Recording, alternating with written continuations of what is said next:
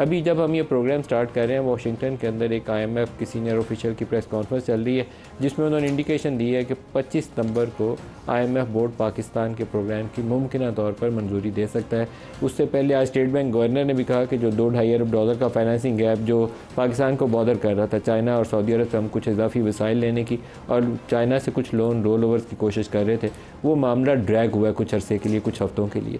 तो वो उन्होंने आज कहा कि हमने वो फाइनेंसिंग गैप के लिए वसाइल बंदोबस्त कर लिया और रवा महीने ही IMF अप्रूवल दे देगा। अभी वो उनकी प्रेस कॉन्फ्रेंस ख़त्म हुई थी तो वाशिंगटन से IMF ने खुद से तस्दीक कर दी कि 25 सितंबर को मुमकिन तौर पर IMF पाकिस्तान के प्रोग्राम की मंजूरी दे देगा। ये काफ़ी अच्छी और मुस्बत पेशरफ्त होगी पाकिस्तान की इकॉनमी के हवाले से। पाकिस्तान का रुपया इस वक्त 278.5.6 इस रेंज में पिछले चंद हफ्तों से चल रहा है और मेरी इतला ये है कि स्टेट बैंक ने इस अरसे में इंटर बैंक से काफ़ी ज़्यादा बाइंग भी की है पिछले 8-10 माह के अंदर। अगर वो ना करता तो रुपया शायद आपका 270 के करीब आ सकता था।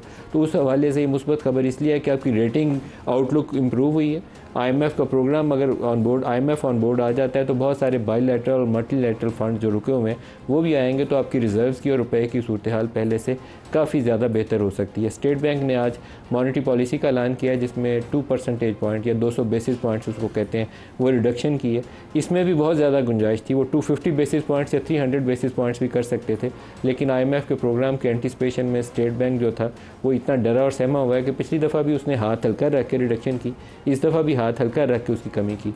9.6% लास्ट मंथ का इन्फ्लेशन का नंबर है, तो उसको सामने रखते हुए आम तो ये थी कि स्टेट बैंक को 2.5 या 3 परसेंटेज पॉइंट रिडक्शन करनी चाहिए, लेकिन मुमकिन तौर पर नेक्स्ट रिव्यू के अंदर स्टेट बैंक के पास ये ऑप्शन मौजूद होगी कि इसको मज़ीद कमी की जा सके।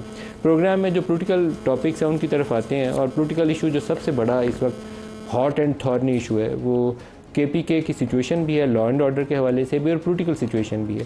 पहले तो जो चीफ़ मिनिस्टर KP हैं अली मीन गंडापुर, उनकी जलसे की तकरीर के अंदर एक ऐसा मवाद था जिसमें वो अपने मुखालफिन को भी और अदारों को भी ललकार रहे थे, उससे बहस शुरू हुई, लेकिन फिर एक बहुत मिस्टीरियस किस्म की उनकी 8 घंटे तवील गैर हाज़िरी थी, जिसमें बाद में पता चला कि वो सिक्योरिटी के हवाले से एक मुलाकात थी जिसमें वो मसरूफ़ थे। लेकिन गुज़श्ता रोज़ जब वो मीडिया के सामने आए तो उन्होंने पहले से ज़्यादा ललकार दी और कहा कि मैं तो अफ़गानिस्तान ख़ुद वक्त भेजूँगा, वो होते कौन है, मैं मुज़ाहरा किसी को जवाब दूँ, और इस लबो लहजे में गुफ्तगू की। अब क्या सूरत हाल है इस वक्त? KPK के तर्जमान, KPK हुकूमत के तर्जमान बैरिस्टर सैफ हमारे साथ हैं। बैरिस्टर अस्सलाम वालेकुम। वालेकुम अस्सलाम। बैरिस्टर सैफ साहब, जो चीफ़ मिनिस्टर का गुज़श्ता रोज़ का बयान था बहुत ही धुआंधार था। आम तौर पर आप वफाक में भी बहुत अरसा आपने गुजारा, आपको पता है कि किस तरीके से फॉरेन पॉलिसी के दो तीन टॉपिक्स ऐसे हैं, एक इंडिया, एक अफ़गानिस्तान और एक अमेरिका। उसमें आपकी फ़ेडरल गवर्नमेंट की भी इंडिपेंडेंस बहुत ही लिमिटेड सी होती है, आप GHQ की इनपुट के बगैर आगे नहीं चलते। तो यहाँ CM KP के वो ख़ुद से कह रहे हैं कि मैं वक्त भेजूँगा, मैं बातचीत करूँगा, मेरे लोगों का खून बह रहा है। तो ये तनाव की एक नेक्स्ट लेवल है। क्या वजूहत हुई? मेरे ख्याल में CM की स्टेटमेंट को शायद जिस तनाज़ुर में देखना चाहिए उसमें नहीं देखा जा रहा। ऐसी कोई बात नहीं है कि उन्होंने कहीं रियासत पाकिस्तान को ललकारते हुए अफगानिस्तान के मामलात पर बात की है। नेचुरली पाकिस्तान का एक सूबा है खैबर पख्तूनख्वा, और खैबर पख्तूनख्वा की हुकूमत जो भी करेगी वो फेडरेशन के जो रूल्स और क़वाइद व ज़वाबित हैं और आईन पाकिस्तान है उसके अंदर ही रहकर करेगी। लेकिन इसमें भी कोई शक नहीं है कि अगर इस दहशतगर्दी और तालिबान के साथ जो जंग है उसमें अगर किसी को नुकसान हो रहा है तो वो बुनियादी तौर पर खैबर पख्तूनख्वा की आवाम को हो रहा है, जिनकी नुमाइंदगी वज़ीर आला खैबर पख्तूनख्वा कर रहे हैं। कल उन्होंने ये बात इस तनाज़ुर में की थी कि मामलात को तस्फिया और अच्छे अंदाज में जो है इसका तस्फिया होना चाहिए, क्योंकि अगर नहीं होगा तो खून बेहतर रहेगा, और जब तक खून बेहतर रहेगा। अली अमीन गंडापुर अपना एक सूबाई जो सूबे की टीम है, वज़रा की या ऑफिशियल्स की, उसको भेजेंगे अफ़गानिस्तान बातचीत के लिए?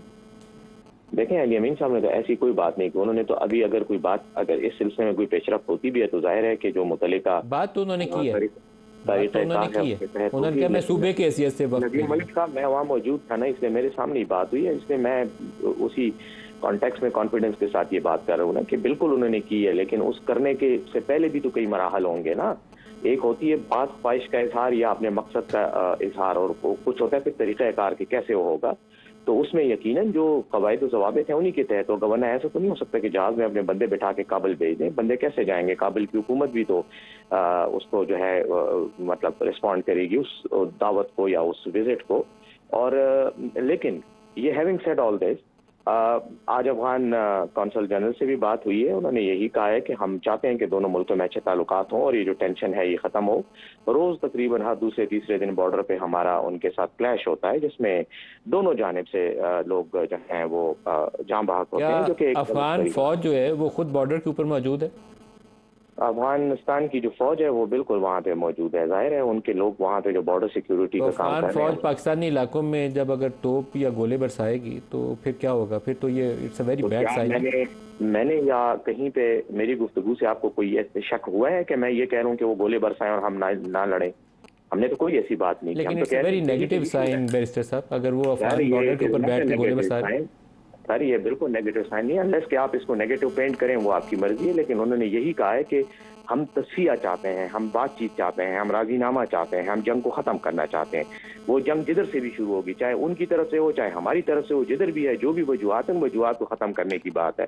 किसी ने ये नहीं कहा, ना कोई ये कहेगा कि अफगानिस्तान को इजाज़त दे दो कि गोले बरसाएं और हम उनको फूलों के गुलदस्ते पेश करें। ऐसी कोई बात लेकिन ना मेरा हुई है, तो सर ना एक कोई सवाल है बैरिस्टर ये साहब। बात करेगा। नहीं बैरिस्टर साहब, ये तो आप यकीनन नहीं कहेंगे, I know you very well.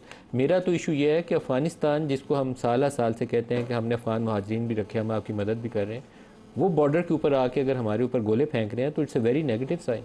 ये क्यों हुआ ऐसे? मेरे ख्याल में नदीम मलिक साहब, अगर आप अपनी गुफ्तगू पूछ सकते हैं कि आप गुफ्तगू किसी और पैराडाइम में अब ले गए हैं कि अफगानिस्तान क्यों कर रहा है। ये मेरा डोमेन ही नहीं है कि मैं अफगानिस्तान की तरफ से किसी जारहाना हरकत को या डिफेंड करूं या उसकी तोज़ी पेश करूं।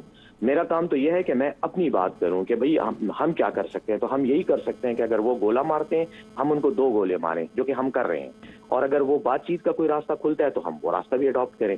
मैं तो ये सिंपल सी बात कर रहा हूँ। एक जहां चीज़। तक अफगानिस्तान जाने का ताल्लुक है और वफद भेजने का या लोगों को भेजने का, तो इससे पहले शहबाज शरीफ साहब भी कई बार चाइना गए हैं बतौर वजीर आला पंजाब, तुर्की भी गए हैं, उनके साथ बड़े बड़े माहदों पर दस्तखत भी किए हैं, वे एक्सचेंज विजिट्स भी किए हैं।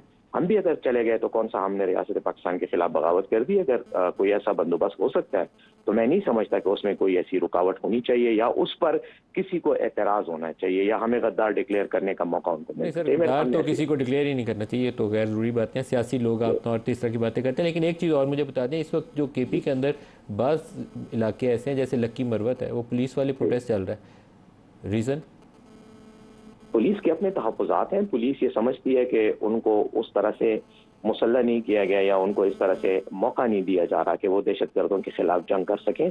वो ये समझते हैं और उनका गिला शिकवा जो है वो इस वक्त बज़ाहिर जो वो बात कर रहे हैं वो यही है कि जो सिक्योरिटी इदारे उस जगह में ऑपरेट कर रहे हैं वो ये मुतालबा कर रहे हैं कि इन सिक्योरिटी इदारों को यहाँ से हटाया जाए और अमन व अमान की जो ड्यूटी है वो उनको दी जाए, यानी पुलिस को दी जाए, क्योंकि उनके अपने तहफ़्फ़ुज़ात कुछ इस तरह के हैं कि शायद वो उन सिक्योरिटी इदारों की मौजूदगी में अपने फ़राइज़ सही इस तरीके पे से सूबाई हुकूमत की क्या पोजीशन है? क्योंकि ये तो आपकी डोमेन है, आप in aid of civil power वहाँ फौज को लगाना चाहें तो लगा सकते हैं, नहीं तो पुलिस से आप काम ले सकते हैं। आपकी क्या पोजीशन है? पुलिस से तो हम बिल्कुल काम ले रहे हैं और रोज़ाना पुलिस के जवान शहादतें भी दे रहे हैं। आज भी हमारे डोमेल के इलाके में पुलिस का एक जवान शहीद हुआ है। डेली बेसिस पे होते हैं, लेकिन वो अपनी ड्यूटी का अंजाम दे रहे हैं और यकीनन हमने फौज को तलब किया है नेड ऑफ सिविल पावर, और आज से कई साल पहले हमारी हुकूमत से भी पहले ये आए थे। इशू ये नहीं है, इशू ये है कि पुलिस को अपनी शिकायत हैं, तहफ़्फ़ुज़ात हैं, और मैं समझता हूँ कि फौजी हुकाम को के दरमियान राब्ता भी है और सूबाई हुकूमत यही कोशिश कर रही है कि अगर कोई तहफ़्फ़ुज़ात और शिकायत हैं तो उनको बैठ के दूर किया जाए। हमारे लोग उनके साथ राब्ते में भी हैं, पुलिस वालों के साथ भी जो हड़ताल पे हैं, और आर्मी के जो हुकाम हैं उनके साथ भी राब्ते में। तो इंशाल्लाह रिजॉल्व हो जाएगा ये मसला और ये जो तनाज़े आई खत्म। बैरिस्टर साहब बहुत शुक्रिया, आपने हमें ज्वाइन किया। प्रोग्राम साथ शुरू हैं मोहसिन शाहनवाज रांझा साहब हैं पाकिस्तान मुस्लिम लीग नवाज से, सेनेटर हुमायूं अहमद साहब हैं पाकिस्तान तहरीक इंसाफ से, और मुस्तफ़ा नवाज़ खोखर साहब हैं सीनियर सियासतदान हैं। सबको प्रोग्राम में खुश आमदीद कहते हैं। कल अली अमीन गंडापुर ने जो अफ़गानिस्तान वफ़द भेजने की बात की, पहले मैं आपको सुनवाना चाहूँगा, फिर प्रोग्राम आगे चलाते हैं। दिखाइएगा जी। अब मैं ऐलान करता हूँ यहाँ पर, आपकी अपनी पॉलिसी है तो अपनी पॉलिसी अपने घर में रखो। जिस पॉलिसी की वजह से तुम्हें परवाह नहीं और मेरे लोग मर रहे हैं, मैं खुद अफगानिस्तान से बात करूंगा। मैं वज़ीर सूबा बात करूंगा। मैं बता रहा हूं कि मैं वज़ीर सूबा वफद भेज के मुलाकात करूंगा, उनके साथ बैठ के बात करूंगा और वो बात करके इंशाल्लाह मसला मैं हल करूंगा। अच्छा लगता है, वेरी गुड, नहीं लगता, वेरी वेरी गुड। एक और स्टेटमेंट सुनवाना चाहूँगा। आमतौर पर जो बंदा पाकिस्तान में सियासी मैदान के अंदर उठा लिया जाता है और जब वो वापस आता है तो कोई प्रेस कॉन्फ्रेंस करता है या कोई ऐसा बयान देता है तो यहाँ पर मज़ाहिया अंदाज में जो है तो बहुत ही इनह्यूमन है, क्योंकि किसी को जबरी गुमशुदगी के बाद जो बयान दे तो उस काबिल रहम होता है वो शख्स। लेकिन कहा जाता है कि उसका सॉफ्टवेयर अपडेट हो गया। तो कल अली मीन ने अपनी प्रेस कॉन्फ्रेंस के अंदर भी ये सॉफ्टवेयर अपडेट की टर्म किसी और अंदाज में इस्तेमाल किया। दिखाइएगा। मैं ललकारूं तो फिर मेरी बात पसंद नहीं आती। मैं तुम्हारे बाप का नौकर हूं, मैं तुम्हारे बाप का मुलाजिम हूं, मैं तुम्हारा मुजारा हूं। आपको मुझे जवाब देना पड़ेगा। आप मुझे जवाब नहीं देंगे तो मैं बोलूंगा। मैं तुम्हें बता रहा हूं डीएसपी साहब, तुम मेरे साथ जातियात कर रहे हो। जो तुम्हें कह रहा है, जो तुमसे करवा रहा है, तुम्हारे से मैं वो नाम भी उगलवाऊंगा और तुम्हारे से मैं पूछूंगा कि तुमने किससे कहने पे काम किया। जिस सुपरिटेंडेंट जेल ने मेरे गिरफ्तार शुदा किसी शख्स को, चाहे वो मेरी पार्टी का है या चाहे मेरी पार्टी का नहीं है या चाहे कोई भी है, अगर कानून तोड़ के जेल से निकाल को रातों किसी के हवाले किया है, सुपरिटेंडेंट साहब तुम्हें उसका नाम बताना पड़ेगा। तू नाम लेगा, वरना अगर सॉफ्टवेयर अपडेट तेरा वहां से हो सकता है और तेरा सॉफ्टवेयर अपडेट यहां भी हो सकता है। अगर पॉलिसी सॉफ्टवेयर अपडेट की है तो सॉफ्टवेयर अपडेट हम भी कर सकते हैं।